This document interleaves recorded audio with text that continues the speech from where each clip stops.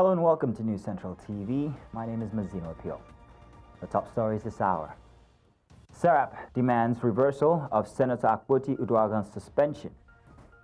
And the Federal High Court reassigns IPOB leader's case to new judge. Also coming up, Gabon's Olusegun Nguema seeks 7-year term as president. Details coming up shortly. Welcome again. Now, the Socio-Economic Rights and Accountability Project has called on Senate President Godswill Akpabio to immediately reverse the 6-month suspension of Senator Natasha Akpoti Uduaghan, describing the action as patently unlawful and a violation of her right to freedom of expression. Akpoti Uduaghan was suspended last week over allegations of speaking without permission and refusing to take her reassigned seat in the Senate chamber. As part of the disciplinary measures, her salary and allowances have been withheld, and she has been barred from identifying herself as a senator. Serap argued that the suspension violates her constitutionally and internationally protected right to freedom of speech and undermines the political representation of the Kogi Central Senatorial District. The organization is urging the Senate to respect democratic principles and reinstate Akpoti Uduaghan immediately. In the meantime, the political feud between Senate President Godswill Akpabio and Senator Natasha Akpoti Uduaghan of Kogi Central has intensified following her 6-month suspension from the Senate. Akpabio accused Akpoti Uduaghan of traumatizing others with baseless allegations, while the Kogi lawmaker fired back, insisting she was not the first to accuse him of sexual harassment and calling for an independent investigation. Tensions between the two lawmakers erupted publicly 2 weeks ago during plenary when Akpoti Uduaghan rejected a directive to relocate her seat, telling Akpabio she would not be intimidated. The dispute escalated when she appeared on a live television program the following day, repeating her allegations against the Senate president. Last week, the Senate, acting on a recommendation from its Committee on Ethics, Privileges and Public Petitions, suspended Akpoti Uduaghan for 6 months. The decision has triggered widespread outrage, with rights groups and activists demanding a fair hearing for the embattled senator. Now, let's also tell you that legislative activities at the Nigerian Senate this week was dominated by the fallout between Natasha Akpoti Uduaghan's altercation with the President of the Senate, Godswill Akpabio, which culminated in her suspension. From protests at the National Assembly to the submission of the Senate Ethics Committee's report, the matter took center stage throughout the week's proceedings. Our News Central's National Assembly correspondent Sagir Ibrahim brings us the details in this report. To speak from there. That is the order of the Senate. Sir, Order 10 on privileges.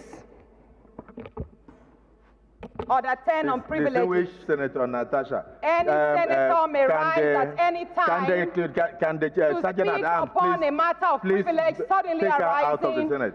The controversy began on February 20th when federal lawmaker Natasha Akpoti Uduaghan engaged in a heated exchange with the President of the Senate, Godswill Akpabio, over a new seating arrangement in the chamber.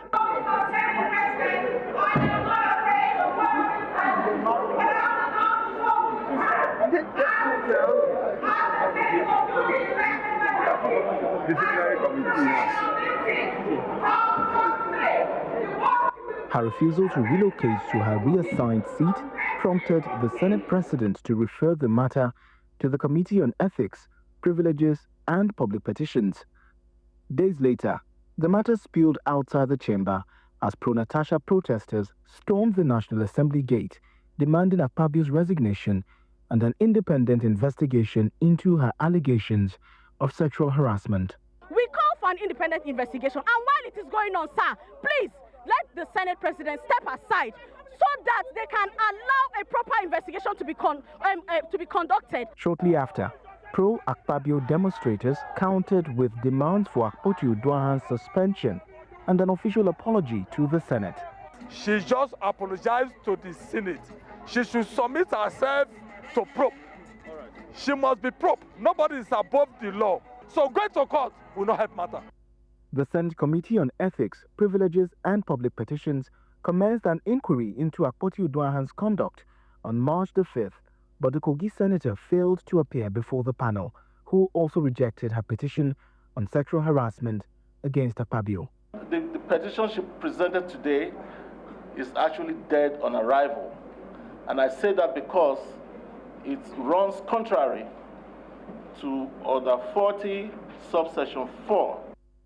Despite her absence, the committee proceeded with its findings and submitted its report recommending a 6-month suspension for Akpoti Udwaha for violating the Senate rules and bringing the chamber to public disrepute. Her behavior on the 20th of February 2025 was unethical and unbecoming of the Senate of the Federal Republic of Nigeria by refusing to uphold the moral sanctity of the Senate and of the hallowed chamber.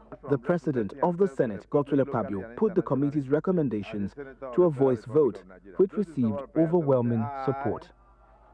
However, an amendment moved by Ojus Okalu representing Abia State sought a review of the committee's recommendations, altering the suspension of Akpoti Udwahan's legislative aides on the basis that they had done nothing wrong. This allows them to continue receiving their salaries and allowances during the period of her suspension. It will be wrong to punish aides that have not committed any offense. Their aides will receive their allowances. The aides of Natasha is not Natasha. Akpabio used the platform of the International Women's Day celebrations in the Senate to reaffirm his commitment to gender equality and pledge to continue advocating for women's rights. Tinkering with the act to enable women, the Electoral Act, to enable women to have solid say in the parliament, will do so. Condemn all issues of sexual harassment that are not fake. We must tell women not to use tears to look for sentiment when they are making false accusations. With Akpoti Udwaha now suspended for 6 months, observers say the controversy is far from over as public debate continues to unfold. In Abuja for News Central, and Sagir Ibrahim. President Bola Tinubu has praised the resilience and brilliance of women as the world celebrates this year's International Women's Day. Now, in a statement signed by the president on Saturday, he acknowledged the indispensable contributions of Nigerian women, describing them as the strength that powers the nation. He reiterated his administration's commitments to breaking down barriers, expanding access to finance, and ensuring equal opportunities for women in governance, agriculture, and all sectors. The president also emphasized the importance of empowering women to drive progress and development. This year's International Women's Day carries the theme, Invest in Women, Accelerate Action, highlighting the need for sustained investment in women to accelerate positive change. Still on Women's Day, stakeholders in Plateau State say education remains a critical key in empowering the girl child to becoming that which she wants to become in future. This assertion was made against the backdrop of the commemoration of International Women's Day across the world on Saturday. News Central's Chizoba Anyanwe has more on this. International Women's Day is a yearly event which serves as a wake-up call for putting issues affecting the girl child and women on the front burner of global discourse. Gathered here are young women brainstorming and driving home this cause under the auspices of the Center for Youth Participation, Dialogue and Advocacy in Africa to ensure women are on the right path to be able to contribute their quota in improving society. Doing this begins with empowering the girl child with education. Without education, without empowerment in terms of education, you've already limited that girl from attaining her goals, from becoming a leader as she should be. So when you hear women campaigning about things that seem irrelevant, it's because it affects them in a very deep or impactful way. Apart from strengthening legal and policy frameworks against gender-based violence, there is also the need for budgetary backing by governments. We call on the Nigerian government, policymakers, civil society organizations, and private sectors to take immediate concrete steps to accelerate gender justice and inclusion. Lip services is no longer enough.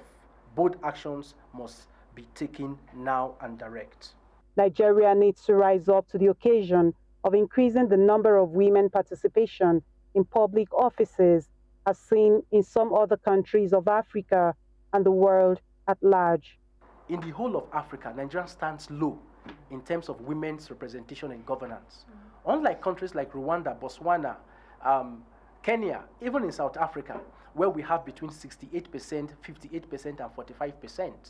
So in spite of the so-called affirmative action, we still have only but 3% out of the 35% of women representing in government and decision-making policy process.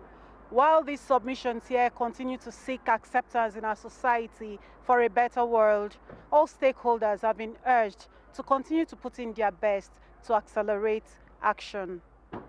In Plateau State for News Central, Chizoba Anyuwi. As Nigeria joined the rest of the world to mark the International Women's Day, several women in Abuja converged on the FIFA Goal Project facility for a novelty football match to raise awareness about the challenges women face in the country. Now, the event was a collaboration between the FAME Foundation, the Ministry of Youth Development, and the National Sports Commission. Amadine Uyi reports on this. For many of them in attendance, the International Women's Day presents an opportunity to raise awareness about the challenges women face in the country using football. The teams, comprising mainly women, were all kitted up with an aim to entertain, but also to pass the message on the plight of women in Nigeria. Every day a woman is beaten, every day a woman is cheated, every day a woman is denied her rights, every day at least a woman globally is denied the access to leadership. Every day a woman at least in the world is denied access to decision making. Every day at least a woman is abused. So the figure it keeps on going on, going up daily, daily, yearly, and all of that. So we have to keep talking about it. We can't be seeking for women's support, seeking for women empowerment, seeking for gender equity and equality cannot be overemphasized. It is our right. It's something that we should talk about. The Minister of Youth Development says that women in Nigeria will not be left alone, and those in sports will be catered for, irrespective of where they come from. Also, the Executive Director of the FAME Foundation says that sports can be used to champion the cause of women, thus the use of football to highlight their challenges. We want to bring them up from all areas, from whichever areas. And we have also realized that what they do in Kano is different from what they do in Kaduna. What the women in Ondo are doing in most of the senatorial districts, which they can swim, they can do, is different from each other. So we want to harness all these skills and put it together and let people that really knows how to do this thing best to do it. And if you know anything about Malam Diko, is you know how to do it best. And for a young and vibrant youth like me, then we are going to hit the road and make sure that the women get a very good representative in whatever we do. Sport in Nigeria is the only, I say it again, unifying factor. When, we are diverse in the country, we have our uniqueness in terms of language, spoken, tribe, region, and all of that, even religion. So the only thing that unifies Nigeria, that unifies us, is sports. This is why, as an organization, we are very intentional about the usage of sport for development. Many will be hoping that the message sent today, in the light of the International Women's Day celebration, which is calling on all citizens to give women an opportunity to excel, will resonate loudly across the country. In Abuja for News Central, I am Amadine Uyi. We now go on a break, and when we get back, Federal High Court reassigns IPOB leader Nnamdi Kanu's case to new judge. Details of this and more after the break. Stay with us.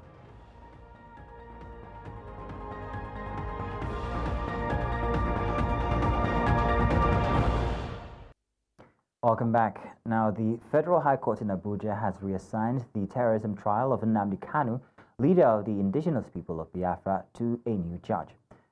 This decision follows a request from Kanu's legal team for Justice Binta Nyako to recuse herself, citing concerns over a fair trial.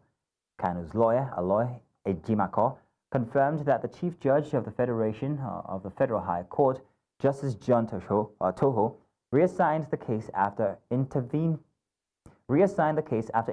from the Chief Justice of Nigeria, Justice Kudirat Kekereekun. Kanu's legal team expressed gratitude to the Chief Justice for her swift action and reaffirmed that Kanu is prepared to stand trial while maintaining his innocence. The case, which has been ongoing since 2021, involves a 7-count terrorism charge brought by the federal government of Nigeria. Earlier, a public affairs analyst, Catch Ononuju, shared his thoughts on the development on this news channel. Take a look. For the federal government to actually try a brand new strategy. There is a need for a brand new judge and a new courtroom. Since I believe they want to go straight now to a negotiated release, and we can move forward. The government, after all, is not that very strong on the revelations that there are people who did undermine the country. If we've not seen such strong move on the issue of terrorism, which has been revealed from the U.S. Congress, I don't think there's any reason to hold Nnamdi Kanu, because he has not done more than those who have connived to actually undermine the country's democracy, as we've had revelations in the U.S. Congress. I think this is time now to end the Nnamdi Kanu trial, and let us have a negotiated peace for everyone to rest. Now, the Kano State Police Command says that it has arrested 4 suspected bandits from neighboring Katsina State. Speaking to journalists at the command's headquarters in Bompai, Kano, the state's police public relations officer Haruna Kiyawa says the sum of 1,028,800 naira was recovered from the suspects, meant for the purchase of an AK-47 rifle. News Central's Emmanuel Baguda reports. Despite the reduction in crimes bordering on insecurity in Kano State, several cases relating to terrorism are still recorded. These dangerous weapons and cash were allegedly recovered from 4 suspected terrorists arrested around the Hotoro area of the state. The police says that the terrorists are currently in detention, but won't be shown on camera. Detectives, while on intelligence-led surveillance patrol, led by a Superintendent of Police, Ahmad Muhammad, the officer in charge of Jerkuka Outpost, intercepted 4 suspected bandits along Hotoro bypass near Chula filling station. These suspects were arrested. We have Shukurana Salihu, 25 years old, Rabiu Dahiru, 35 years old, Yao Idris, 30 years old, all from Katsina State, as well as their accomplice, one Mukhtar Sani, 30 years old, of Hotoro quarters, Kano. These suspects were arrested following credible intelligence information that they came to Kano with intent to buy an AK-47 rifle in order to add to their armory.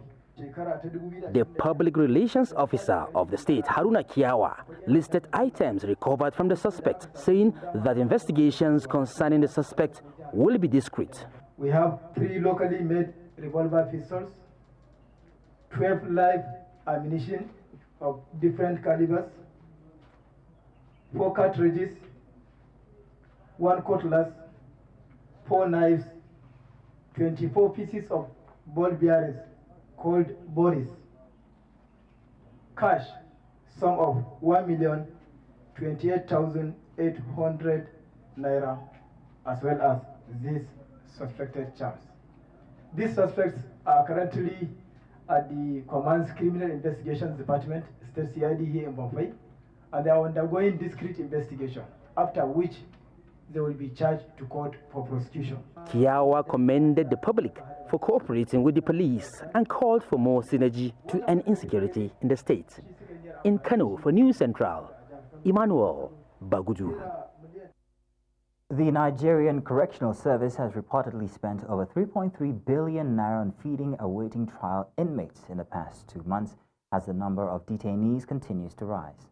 According to the NCoS, the awaiting trial population stood at 48,932 in early January of 2025, but surged to 53,254 by the end of February. This increase combined with the recent hike in daily feeding allowance from 750 naira to 1,125 naira per inmate has placed a significant strain on the agency's budget. With an average of 50,000 awaiting trial inmates being fed daily over 60 days at the new rate, the cost has exceeded 3.3 billion naira. In response, Acting Controller-General Sylvester Nwakuche has pledged to tackle the backlog of pending trial cases. He also plans to engage key stakeholders, including state chief judges, attorney generals, and the Inspector General of Police, to expedite legal proceedings and reduce the burden on correctional facilities. The Kano state government says that it is currently rehabilitating about 17 road projects within the state capital. The state governor, Abba Kabir Yusuf, during the flag-off ceremony and laying of asphalt on Club Road, Ashton Road, and Airport Road in Nasarawa local government area of the state, accused the past administration of failing to prioritize road rehabilitation and construction, saying that despite criticisms from their supporters, he will continue to correct mistakes met on ground. News Central's Emmanuel Bagudu reports on this. Club Road, Nasarawa local government area of Kano State, known for its congestion and heavy gridlock, is currently undergoing expansion and rehabilitation works following series of accidents in the past. The Kano State government says its objective is to reduce the hardship being faced by citizens and to make life easy for residents in the area. The state governor blames the past state administration for abandoning the roads. So many accidents, so many potholes, so many rampant accidents. People were dying. Flooding everywhere, especially during rainy season. Congestion at the end of the day when so many business people, so many civil servants were rushing to go back home. Now that we are here to correct the wrongs, they become enemies. They started criticizing. Alhamdulillah Rabbil Alamin, we are not deterred. We remain resolute and we will continue to do what is good for the people of Kano State. On this note, as I said, this is just one out of 17 mega road rehabilitation projects within the metropolis.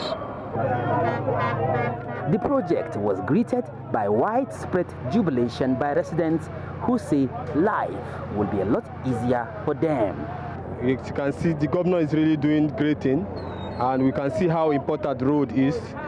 It makes this place to be free. This place will be congested before, but now, by the time this road is commissioned, it will ease easy movement and everybody will be happy. So, governor is working, and we're happy to see this new development. I'm very, very happy and impressed indeed that our governor is working hard to make Kano State very developed and influential state among other states in Nigeria. The rehabilitation project is expected to be completed in 4 months.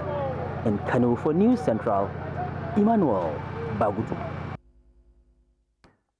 Global Budgeting and Transparency Organization, the Internal Budget Partnership, says it has launched a new strategy to support Nigeria's federal government in its long-term drive for transformative reforms in the agriculture sector, particularly for smallholder women farmers.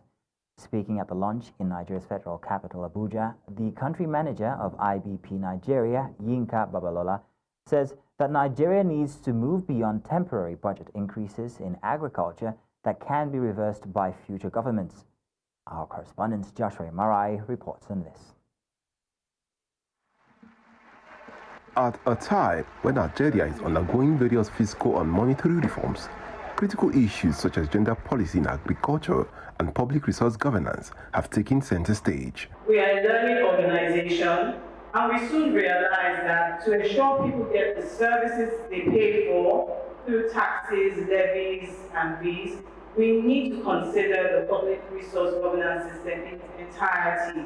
And so this means that we should move away from the traditional PFM system to consider all stakeholders required to deliver services to Nigerian citizens end to end. The country director of pro-transparency organization, the International Budget Partnership Nigeria, is calling on government at all levels to pursue sustainable reforms for equitable resource assets beyond annual and temporary budget increase. So we're adopting what we call a systems change strategy, which is changing the whole system, also using gender as well, and what we call intersectionality, which looks at people with disabilities, maybe single women, people that belong to minority ethnic groups, also elevating their needs and their desires and ensuring that the system works for them and delivers services for them. Nigeria's Minister for Budget and Economic Planning, who was also at the event, also emphasized the need for public budgeting to tackle inequitable resource distribution and recovery challenges. There is an increasing need for public budgeting to recognize that challenge and to ensure that more attention is being paid such that budgets are catalytic to mobilizing more resources and ensuring that the gender imbalance is de-risked by the way money is spent and allocated. Other stakeholders also weighed in on IBP's new strategies launch. The event came at a very right time where the findings from this research can be used to push for advocacy in ensuring that there is equitable collection of taxes and that taxes, especially from women in the market, informal sector, are being collected based on their income and are being assessed against other criteria, such as balancing household responsibility, unpaid care work, amongst others. Agricultural stakeholders here say that for Nigeria to achieve transformational change in equitable resource distribution, it must pursue solutions that ensure fair allocation of public resources. In Abuja for News Central, I am Joshua Imarayi. Religious leaders in Nigeria are being urged to use their influence to advocate for stronger climate policies as the country grapples with worsening environmental challenges. The call was made at the Interfaith Dialogue on Climate Change in Abuja, where faith leaders, civil society groups, and climate advocates stressed the urgent need for action. The summit, organized by Connection Development, highlighted the growing threat of climate change in Nigeria, driven by pollution, poor waste management, and environmental degradation. Faith leaders called on citizens and policymakers to step up efforts in tackling the crisis. Effective policy and legal frameworks with accompanying sanctions and incentives need to be put in place to tackle these problems. Individual citizens and pressure groups, including religious bodies and civil society organizations, must take responsibility for what happens to the present and future generations of human beings and other natural species by advocating for a new environmental ethics and a new environmental politics in our country, Nigeria, and across the world. The duty on what needs to be done is beyond fact of science and scientists. We definitely need their input, but we also need a moral and ethical call to action. So what science provides data and helps us in the analysis of our challenges, they provide the motivation for even the scientists to act with responsibility, or leaders and politicians and everybody to act with a sense of justice and compassion. We think the time is right because Muslim brothers and sisters are practicing Ramadan and Christian brothers and sisters are in the Lent period. And we believe that it's important to bring stakeholders in the faith sector. Why? Because we're losing track of the implication of taking the messages to the people to take the right actions. And not because we don't have the legal and regulatory framework. So we believe that because Nigeria is a religious country, and we also believe that faith brings about justice. The federal government has officially taken over the General Hospital Kumo in Gombe State, upgrading it to a federal medical center. This marks the second federal medical institution in the state following the recent transformation of the Federal Teaching Hospital Gombe from a medical center. In a statement on Sunday, Presidential Advisor Bayo Onanuga emphasized that the move aims to improve healthcare services in Gombe and across the northern region, particularly in reducing maternal and neonatal mortality rates. President Bola Tinubu commended Governor Inuwa Yahaya for prioritizing citizens' welfare, adding that the conversion of the hospital will significantly enhance healthcare delivery across the region.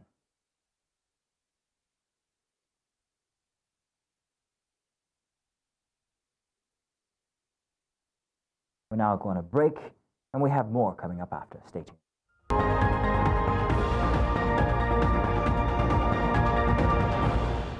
Welcome back. General Brice Oligui Nguema, the strongman of Gabon since 2023 coup, has officially thrown his hat into the ring for the April 2025 presidential election. He submitted his candidacy file at the Ministry of Interior, marking a significant milestone in his bid for the top job. In a statement, General Oligui Nguema expressed his happiness, saying he is now eligible to engage in politics and occupy the supreme position, thanks to the favorable response from the Ministry of National Defense, he said.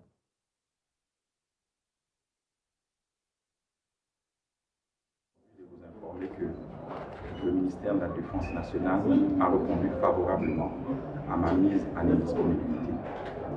C'est dire qu'aujourd'hui et depuis le 27 février 2025, je suis apte à faire de la politique et même occuper la fonction suprême. Il n'y a pas des raisons à créer un parti.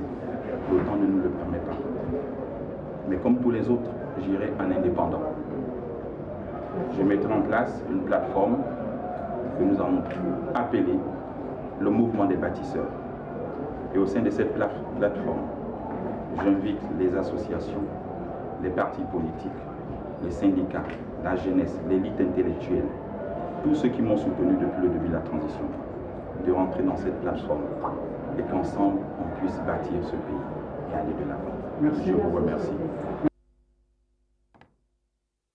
The legal team of former Guinean Prime Minister Ibrahima Kassory Fofana has denied all allegations of financial misconduct following his 5-year prison sentence for embezzlement of public funds. Speaking to journalists, attorney Dina Sampil insisted that evidence exists to prove Fofana's innocence. Refuting the charges brought against him, Fofana, who serves as Prime Minister, or rather served as Prime Minister from 2018 until September 2021 military coup, has been incarcerated since April 2022. He was convicted by Guinea's Special Court for Financial Crimes, a body set up by the ruling military government to investigate corruption cases. In addition to his sentence, Judge Lansana Soumar ruled that Fofana must pay a fine of 2 million Guinean francs and 18 billion Guinean francs in damages and interests. Alors, cette intervention doit être considérée comme la réplique à celle qu'a jugé nécessaire de faire Monsieur le procureur spécial auprès de la CRIEF, qui, aussitôt après le prononcé de la décision, a estimé faire une sortie dans la presse pour commenter cette décision. J'ai retenu personnellement qu'il a regretté le fait que ce ne soit que 5 ans, d'après les termes, qui soient prononcés contre notre client. Ce qui me fait penser que si la Guinée disposait du dispositif de la guillotine, Monsieur le procureur spécial n'aurait pas hésité un seul instant à envoyer Monsieur Kassory Fofana à cette machine de destruction vitale. Vous allez constater que la décision qui a été rendue par laquelle Kassory Fofana a été condamné repose essentiellement sur ce qu'il a appelé le constat du refus de Kassory de se présenter. South Sudan Security Agency has confirmed that the recent wave of high-profile arrests in the capital, Juba, is directly tied to the escalating violence gripping the country. Over the past week, authorities have detained key government officials, including the peace-building minister, oil minister, and the deputy head of the army, all close allies of first Vice President Yek Makar. The arrests have sparked concerns over the fragile peace deal between President Salva Kiir and Makar, longtime rivals whose factions have frequently clashed. Adding to tensions, violent confrontations between Kiir and Makar, aligned forces in Upper Nile states have further destabilized the situation. International observers, including the UN Commission on Human Rights in South Sudan, have warned that the renewed fighting in the northeast threatens to derail years of peace efforts in the country.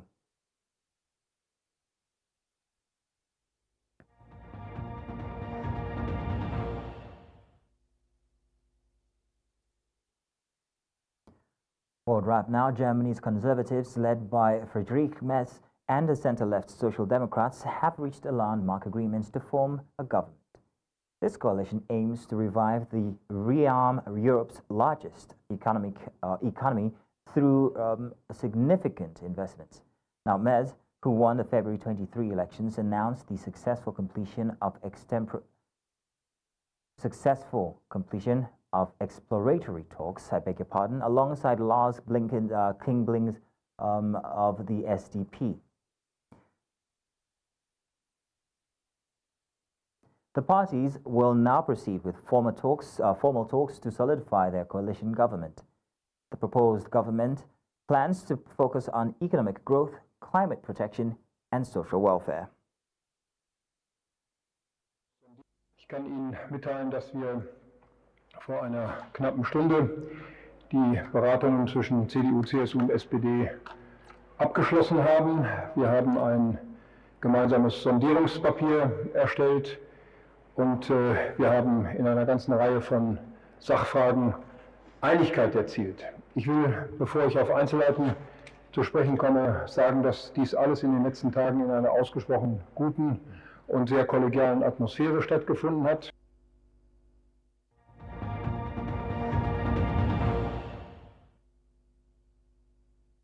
Of Arts, Culture, Tourism and Creative Economy, Hannatu Masawa, has emphasized the need for international efforts to educate and empower women, ensuring their financial independence.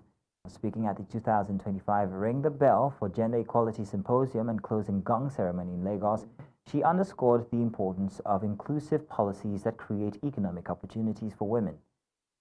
News Central's business correspondent Perpetua Fasami Peters reports. As part of the global commemoration of International Women's Day, the Nigerian Exchange Group and Central Securities Clearance System hosted the 2025 Ring the Bell for Gender Equality event in Lagos, Nigeria. An inclusive economy is a thriving economy. A diverse boardroom is a stronger boardroom, and an empowered woman is a catalyst for national prosperity. I'd like to appreciate the men that have come to support the women. But more importantly, as women, you must pull one, lift as much as you can. Women just don't even have access. Delivering the keynote address, Minister Hannatu Musawa called for collective action to bridge the financial and educational gaps that hinder women's progress. This lack of financial inclusion and educational inclusion prevents female-led businesses from scaling and contributing more significantly to economic growth. Overcoming these barriers requires deliberate effort from government, businesses, and society at large. The ceremony's highlight was the symbolic ringing of the closing gong, reinforcing the commitment to gender equality in the financial and corporate sectors. What I try to do now is honestly teach as many women and as many people as possible that your business is you need to see more than what is just in front of you. You need to think global. A lot of the time they invest in less risky assets, which is why to a large extent you see less women playing actively in the capital market. I would say to everyone in this room, invest in women. The woman mentioned that we like to save. As women, we don't want to take too much risk. But for us to close that 152-year gap that my colleague mentioned, we need to put our capital to work. The Ring the Bell for Gender Equality campaign is an initiative led by the World Federation of Exchanges in collaboration with central counterparty clearinghouses worldwide. Now in its 11th year, the campaign promotes workplace diversity and inclusion while advocating for women's rights and economic empowerment. The theme for 2025 is Ring the Bell for All Women and Girls, Rights, Equality, Empowerment. In Lagos, for News Central, I am Perpetua Fasome Peter.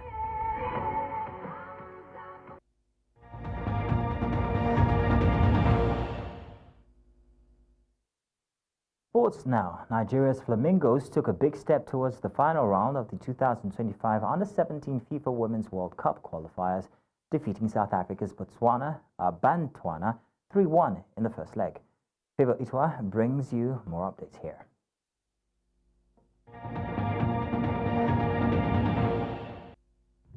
And in sports, the Director General of the National Sports Commission, Bukola Olopade, has congratulated the President of the Nigerian Rugby Football Federation, Dr. Ademola Are, on his election as the first Vice President of the Union of West African Rugby Federations. Are, recognized for his efforts in revamping Nigerian rugby, was elected alongside other executives in Abidjan, Côte d'Ivoire. His appointment is seen as a boost for Nigerian rugby, offering opportunities for international collaborations and strengthening the sports locally and within West Africa.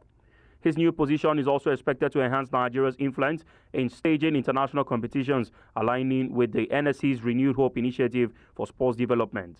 The NRFF has been a key player in this vision, pioneering administrative reforms in Nigerian sports governance.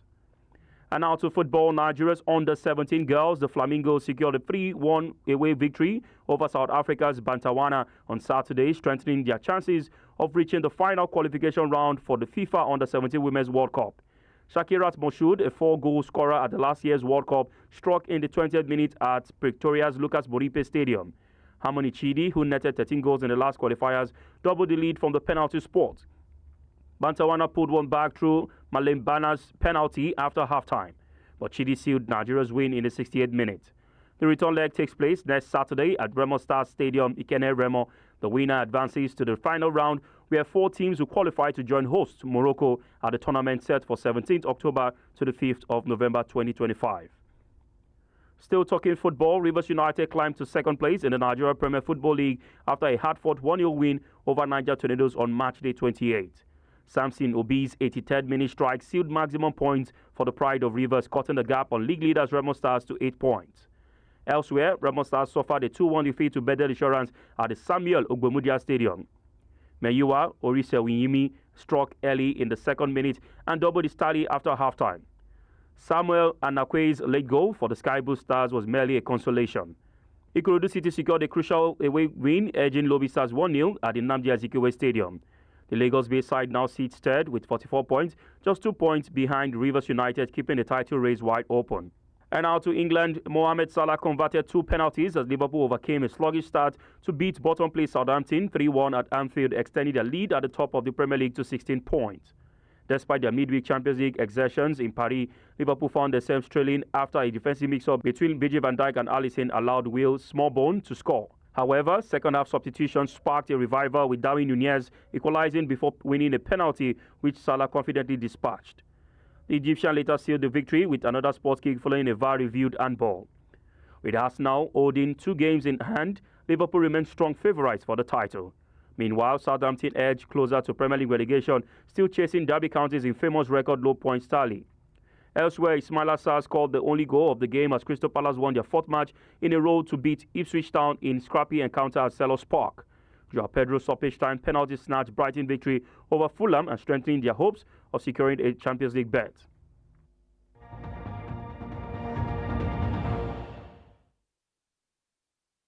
And that's all this hour. But before we go, let's take another look at some of the stories we brought your way. Serap demands reversal of Senator Akpoti Uduaghan's suspension as Federal High Court has reassigned IPOP leader Nnamdi Kanu's case to new judge. We also told you that Gabon's Oligui Nguema seeks 7-year term as president. Remember, you can send your eyewitness reports to the WhatsApp number on your screen now. Do follow us on social media. We're at News Central TV. And you can watch News Central live on DSTV channel 422, GoTV channel 23, Star Times channel 274, Able TV, and of course on YouTube. Many thanks for watching. My name is Mazino Akio.